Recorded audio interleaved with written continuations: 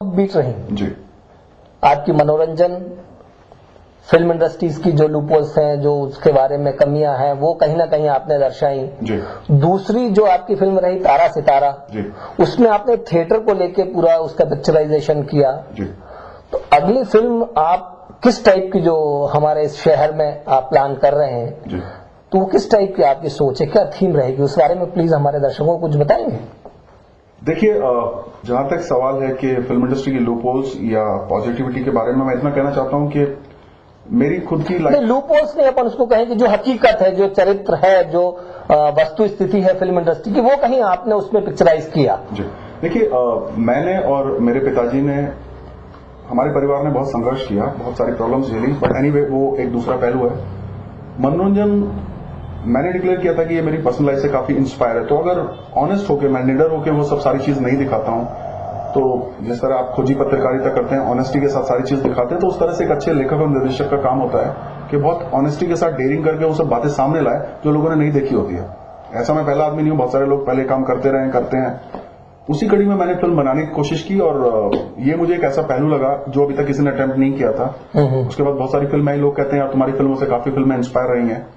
उस बातों को जानने में मेरा कभी इंटरेस्ट नहीं रहा, बट मेरा ऐसा मानना है कि कोई भी एरिया, कोई भी सेगमेंट, कोई भी जॉनर जिस पे अभी तक फिल्म अटेम्प्ट नहीं की है, मैं उस एरिया में जाके फिल्म बनाना चाहता हूं। फिल्म इंडस्ट्री एक ऐसा एरिया था जहां पे एग्जैक्टली फिल्म इंडस्ट्री के ऊपर किसी ने फिल्म नहीं बनाई थी, बैकड्रॉप पे फिल्म बनाई थी।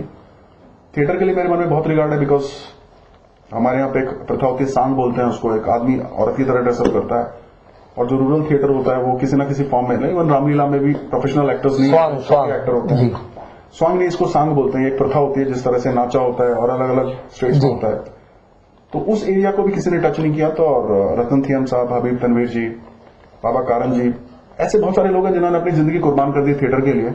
तो मुझे ऐसा लगता है, एक फोक सिंगर का बेटा होने के नाते, लोक गायक का बेटा होने के नाते, कि मुझे उन लोगों की लड़ाई डेफिनेटली लड़नी चाहिए जिनको मैंने अपनी नजर से देखा है कि वो एक कामयाबी को छोड़कर एक मुद्दत से एक ऑनेस्टी की लड़ाई लड़ रहे हैं, एक सच्ची जंग लड़ रहे हैं। अगर मेरी कलम उनके जज्बे को, उनके जुनून को अगर ताकत देती है, तो ये लड़ाई में एक बार नहीं, दो बार नहीं, हर बार 100 बार लड़ना चाहूंगा। नहीं, कहीं ना कहीं हमारे हिंदुस्तान के बहुत सारे लोग ऐसे हैं जो आपकी इस रियलिटी से इत्तेफाक रखते हैं, जो अपना कल्चर है, जो अपनी पृष्ठभूमि है, जो भारत की, जो हिंदुस्तान की आवाम की जो आवाज है जी, वो उसको थिएटर कह लें या लोक गीत कह लें, तो इन सब चीजों पे आपने काम किया। डेफिनेटली वो बहुत एक अच्छी सोच है जी। इसके अलावा एक और आपकी पर्सनालिटी से जुड़ा हुआ प्रश्न ये जरूर रहता है कि आप कुछ खूबसूरत हीरोइनों को लेते हैं अपनी फिल्म में, तो अगली फिल्म में किस हीरोइन को आप कास्ट कर रहे हैं, किस हीरोइन के बारे में आप सोच रहे हैं जो हमारे इस शहर में हमारे दर्शक देखेंगे जिनको।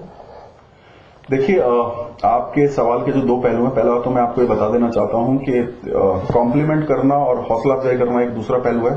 बट मनोरंजन बनाने के बाद 2 साल तक मुझे कोई बहुत बढ़िया ऑफर नहीं मिला, लेकिन ये मेरी जिद थी या मेरा जुनून था कि मैं डेफिनेटली उस तरह की कहानी कहना चाहता हूं जिसमें कुछ मुद्दे हो, कोई इश्यू हो, इश्यू बेस्ड कहानी मैं कहना प्रेफर करता हूं।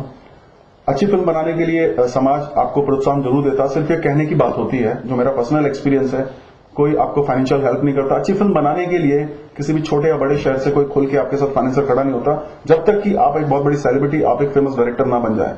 तो मैं समाज से अपील करूंगा कि अगर मैं किसी पर्सनल, किसी पर्टिकुलर किसी आदमी के बारे में या किसी पॉलिटिकल आदमी या नॉर्मल आदमी के बारे में बात नहीं कर रहा हूं, मैं एक जनरल बात कहना चाहता हूं कि आज अगर कोई प्राइवेट पार्टी होती है जिसमें कैबरे या मुजरा या किसी भी तरह के डीजेज आते हैं, तो लोग लाखों करोड़ों, एक शादी में लोग लाखों करोड़ों स्टेटस सिंबल बना के उड़ाने और लुटाने को तैयार रहते हैं। बट अगर कोई अच्छा मेकर, कोई अच्छा लोग प्ले करना चाहते हैं, तो 5 रुपए का चंदा भी उन बेचारों को कोई देने की जरूरत नहीं उठाना चाहता। ऐसे समाज पे हमें शर्म आती है, और मैं अपील करता हूं, मैं कोई यहाँ पे भाषण देने नहीं आया, I am not here to preach, but आपके इस प्लेटफॉर्म के माध्यम से मैं कहना चाहता हूं कि अगर कोई आदमी समाज को दिशा देने की कोशिश कर रहा है, प्रयास कर रहा है, और डेफिनेटली आपको लगता है कि वो एक मुकाम पा रहा है और पाना चाहता है, तो 4 कदम आगे बढ़ के लोगों को उसकी मदद करनी चाहिए। नहीं, आपने अभी कहा कि प्रोडक्शन और प्रोड्यूसर्स की, तो हिंदुस्तान के जो सबसे बड़े प्रोडक्शन हाउस हैं जी, उनने आपकी दोनों ही फिल्में प्रोड्यूस करी हैं जी। इरोज ने आपकी एक फिल्म प्रोड्यूस की जी, के सहरा सहरा ने आपकी एक फिल्म प्रोड्यूस की, दोनों बहुत जाने माने और बड़े प्रोड्यूसर्स हैं। फिर आप ये कैसे कह सकते हैं कि इस फिल्मों के लिए, इस टाइप की फिल्मों के लिए प्रोड्यूसर्स की या इन चीजों की कुछ फाइनेंशियल कमी रहती है? देखिए, मनोरंजन को डोर, खोसला घोसला, रॉकी और बहुत सारी फिल्मों के सामने रिलीज किया गया था। मुश्किल से फिल्म के 50 प्रिंट लगे। अगर आपका ऐसा मानना है तो आप देखिए ना यूटीवी ने किस तरह से फिल्म को प्रचारित किया, 2-3 करोड़ रुपया पब्लिसिटी पे खर्च किया। मनोरंजन जब रिलीज हुई तो किसी को पता भी नहीं था इस नाम से कोई फिल्म रिलीज हुई। बहुत दिनों के बाद किसी ने डीवीडी बस फिल्म को देखा और फिल्म की चर्चा होनी शुरू हुई। बाद में इतनी सारी डीवीडीज बिकी।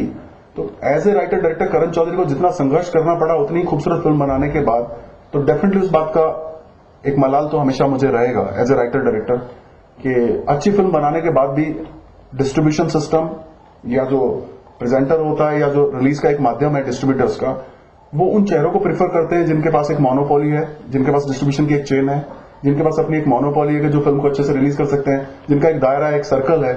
एक मामूली किसान के बेटे को बिना किसी गॉडफादर के अपनी जगह बनाने में जो संघर्ष करना पड़ता है, मैं उस सिलसिले में आपसे बात कर रहा हूं। ये मेरी निजी लड़ाई नहीं है। मैं बाकी दूसरे लोग जो आज भी संघर्ष करके अपने काम को ठीक तरीके से प्रेजेंट करने की कोशिश कर रहे हैं, उनकी लड़ाई की बाबत, उनकी लड़ाई की खातिर मैं आपसे ये सवाल उठा रहा हूं कि आज जो मोनोपोली है, कुछ ग्रुप्स में इंडस्ट्री डिवाइड हो गई है। एक आदमी का अपने दम पे आके मुकाम बनाना शायद उसको उतना प्रोत्साहन नहीं मिलता है। मैं कोशिश कर रहा हूं। आने वाले टाइम की आपकी आगे की योजनाएं क्या है? देखिए, विलियम शेक्सपियर के मशहूर प्ले जूलियस सीजर को मैंने अडॉप्ट किया है। उसको मैं भोपाल में शूट करना चाहता हूं। बहुत इंटरेस्टिंग स्क्रिप्ट हमने बनाई है, उसका नाम है आई एम नॉट महात्मा गांधी। इस स्क्रिप्ट को लेकर मैं सनी देओल साहब से मिला, उनको मैंने कहानी सुनाई। नाना पाटेकर जी को मैंने मिला, उनको कहानी सुनाई। अभी जिस बड़े प्रोडक्शन हाउस से मैंने डिस्कस किया है, उनको लगता है कि धर्म जी, बॉबी और सनी जी को लेकर बहुत खूबसूरत फिल्म बन सकती है। फिर से एक सिलसिला शुरू हुआ नरेशन का, हम डिस्कस कर रहे हैं। फिल्म को उस चरण में हम कोशिश कर रहे हैं कि एक राइट बजट में, राइट डेट्स के साथ और एक राइट कॉम्बिनेशन के साथ इस फिल्म को बनाए। उसका एक सिक्वल है, बड़ी खूबसूरत फिल्म है, गांधी होते तो रोते, जहां ये खत्म होती है आई एम नॉट महात्मा गांधी, उससे आगे कहानी जाती है। डेफिनेटली कुछ बड़े नाम उस फिल्म से जुड़ने वाले हैं और जैसे कि हमारी फिल्म इंडस्ट्री में चलन है कि एक बार हम एग्रीमेंट साइन कर लें, डेट्स और कॉम्बिनेशंस फाइनल कर लें, तो ऑफिशियली आई एम श्योर सबसे पहले मैं आपको बताऊंगा। बिल्कुल बिल्कुल बिल्कुल। हमारी और हमारे दर्शकों को उम्मीद है कि आप जब भी अगली बार भोपाल आएंगे और अपनी हीरोइंस के साथ आएंगे, अपने कास्ट के साथ आएंगे, अपनी टीम के साथ आएंगे, तो हमारे स्टूडियो में आप जरूर आएंगे। वो सारी बातें ठीक है, लेकिन करण जी एक चीज और आपसे जो अहम पूछनी थी वो ये है कि हमारे भोपाल में एक फिल्म सिटी का निर्माण होने जा रहा है, ऐसी शासन और प्रशासन की योजना है जी। तो यदि फिल्म सिटी का हमारे यहाँ निर्माण होता है तो आप अपनी भूमिका को कहाँ पाते हैं? भोपाल से आपका काफी अच्छा संबंध रहा है, कई आपके लोग हैं जो हमें जानकारी है, प्लीज उस बारे में कुछ रोशनी डालें। देखिए, भोपाल में मेरे दोस्त हैं आदित्य शर्मा, बहुत अच्छे लिरिक्स राइटर हैं। उनके कुछ फ्रेंड्स हैं जो थिएटर करते रहे, एनएसडी के कुछ लोग हैं, बहुत बढ़िया काम कर रहे हैं। ये शहर कमाल का शहर है, अद्भुत लोग हैं, मिलनसार लोग हैं, कल्चर्ड हैं। ये बहुत कुछ डिपेंड करता है आपकी फिल्म की जो स्क्रिप्ट होती है, कहानी पर डिपेंड करता है कि आप फिल्म को इंडोर शूट करना चाहते हैं, आउटडोर शूट करना चाहते हैं। तो मेरी फिल्म की कहानी काफी हद तक आउटडोर है, भोपाल के इर्द गिर्द की कहानी है। तो ये तो कॉल मैं 2 या 3 महीने के बाद ही ले पाऊंगा कि, और अभी तक I am sure film city की घोषणा हुई है, अभी बनने में बहुत टाइम लगेगा।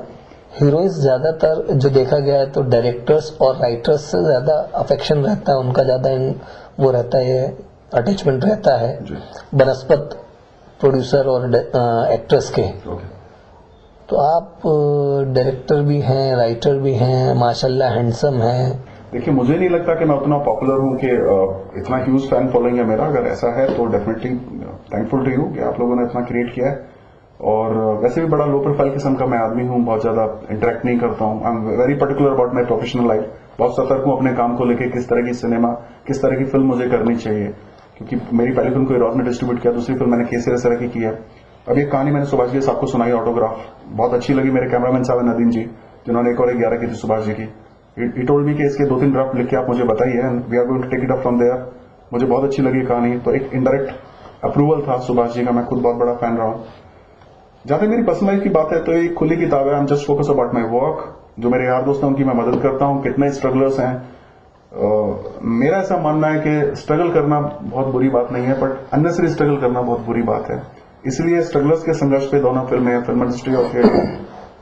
और ना तो मैं फ्लड किस्म का आदमी हूं, मेरी बहुत एक ऑनेस्ट अप्रोच रही है, बहुत सिंपल आदमी हूं। अगर इस तरह की बात है, हिंदुस्तान का हर दूसरा नौजवान यही बोलता है। देखिए, अगर आपको लगता है कि मैं बहुत खूबसूरत और बहुत गुड लुकिंग हूं, तो अभी किसी ने करोड़ों रुपए मुझ पर तो खर्चा नहीं किए, फिल्मों पे खर्चा किए। अगर वाकई ऐसा आपको लगता है तो डेफिनेटली कोई करोड़ों रुपए लेके आएगा तो मैं बोलूंगा भैया 2 करोड़ रुपए मुझे दे दो, so that I can save. और फिर ठीक है, मैं खुद को लॉन्च करूंगा। देखते हैं, I am open to all, I am open to everything, because never say never. Karan ji, Bhopal में यदि फिल्म बनती है, एक आपकी बहुचर्चित फिल्म है, मैं उसका नाम भी नहीं लूंगा, और उस फिल्म से संबंधित कोई एक फिल्म बनी जो बहुत पॉपुलर रही जी। इसमें हमारे भोपाल के कोई मशहूर फिल्म जगत से जुड़ी हुई हस्ती ने उसको कॉपी किया, ऐसी चर्चाएं बहुत शहर में और यहाँ चली जी। क्या वो उसमें कितनी सत्यता है, क्या है, कुछ उस पर आप रोशनी डालेंगे? देखिए, जो भी बात आप कह रहे हैं मैं उसको कॉम्प्लीमेंट के रूप में नहीं लूंगा, बिकॉज फिल्म इंडस्ट्री के बैकड्रॉप पे गिनी चुनी 3-4 फिल्में बनी हैं 3-4 साल में। मेरी फिल्म 2006 में आई, उसके बाद 2 फिल्में और आई हैं फिल्म इंडस्ट्री के बैकड्रॉप पे। फिल्म इंडस्ट्री पे जब भी कोई फिल्म बनाने की कोशिश करेगा, फिल्म बनाएगा, तो स्पॉट बस से लेके फाइनेंशियल तक के कैरेक्टर्स उस फिल्म में लिए जाएंगे, वही एक रूटीन कहानी कही जाएगी। करण जी, हमारे बंसल न्यूज के दर्शकों को, हमारे इस प्रदेश के दर्शकों को, भोपाल के दर्शकों को, भोपाल के कलाकारों को आप क्या मैसेज देना चाहेंगे? आपका क्या संदेश है इस जी, आपकी शान में मैं एक शेर कहना चाहूंगा कि मंजिल मिले या न मिले मुझे इसका गम नहीं, मंजिल की जस्तजू में मेरा कारवा तो है। एक डेडिकेशन, एक फर्म डेडिकेशन होता है आदमी का। करण चौधरी ने एक डेयरिंग की, फिल्म इंडस्ट्री पे फिल्म बनाई, थिएटर पे फिल्म बनाई। Now I am going to make 2 more other films on human relationships. जिंदगी में सबसे ज्यादा जो ताना बाना होता है वो इंसानी जिंदगी के होता है। स्टेट ऑफ माइंड पे डिपेंड करता है कि आप किस स्टेट ऑफ माइंड में अपनी जिंदगी जी रहे हैं। बहुत कॉम्प्लिकेटेड स्क्रिप्ट में आगे कहने जा रहा हूं। मैं लोगों से यही अपील करता हूं कि संयम बरतें, डेडिकेशन रखें, बहुत क्लैरिटी होनी चाहिए उनको कि उनका गोल क्या है, मोटिव क्या है। और आई एम श्योर कि अभी मैं काफी यंग हूं, उस पोजीशन पे नहीं हूं तो लोगों को एडवाइस करूं, बिकॉज लोगों का एक फेमस डायलॉग होता है कि बाबा give us entertainment, don't preach because we are loaded here. तो लोग ऑलरेडी छोटे शहर या बड़े शहर ऑलरेडी लोडेड हैं। मैं एंटरटेनिंग फिल्म्स बनाना पसंद करता हूं, चाहे वो ऑपबीट हो या कमर्शियल हो, उसमें मैं बिलीव नहीं करता, बिकॉज फिल्म या तो अच्छी होती है या बुरी होती है। As a story telling director मैं अपना एक मुकाम बनाना चाहता हूं, कोशिश कर रहा हूं, लोगों का प्यार मिल रहा है मुझे, चाहे फेसबुक हो चाहे मेल्स हो, मेरे फोन पे भी बहुत ज्यादा मैसेजेस आते हैं, मैं इस बात को कमिट करता हूं। बट प्रोफेशनल जो भी मैसेजेस होते हैं, जो कमिटमेंट्स होते हैं, उनको मैं रिप्लाई करता हूं, बाकी मैं रिप्लाई नहीं कर पाता हूं। उसके लिए मैं हाथ जोड़ के आप सब लोगों से माफी मांगता हूं। आई एम श्योर इस बात को आप समझने की कोशिश करेंगे कि मैं मेरे पिताजी के सपनों को पूरी करने की कोशिश कर रहा हूं। एक निम्न वर्गीय, लाइक लोअर मिडिल क्लास का लड़का हूं, अपनी मॉरल वैल्यूज के साथ जीना चाहता हूं। कोई मैं ऐसा काम नहीं करना चाहता या कोई ऐसी फिल्म नहीं बनाना चाहता कि मैं मेरी मदर और मेरी सिस्टर्स और जो भी फैमिली है उनके साथ कंफर्टेबली बैठ के बात नहीं कर सकूं, because I am very very emotional and very sensitive guy. कोशिश कर रहा हूं, फॉलो कर रहा हूं, बट आपका प्यार मिले ये मेरी चाहत है और लोग मुझे उतना ही चाहते रहें, ये डेफिनेटली मेरी एक्सपेक्टेशन है लोगों से। दोस्तों, हमारी और हमारे सारे दर्शकों की इस प्रदेश के हमारे बंसल न्यूज के तमाम दर्शकों की शुभकामनाएं और विशेष करण चौधरी जी के साथ हैं कि वो अपने पिताजी का सपना पूरा करें, जिंदगी में एक सफल, उन्नत और बहुत अच्छे इंसान के तौर पे लोग उन्हें जाने, एक डायरेक्टर के रूप में, एक स्क्रिप्ट राइटर के रूप में लोग उन्हें जाने। हमारी बंसल न्यूज की तमाम टीम की तरफ से श्री करण चौधरी जी को हार्दिक शुभकामनाएं। Thank you sir.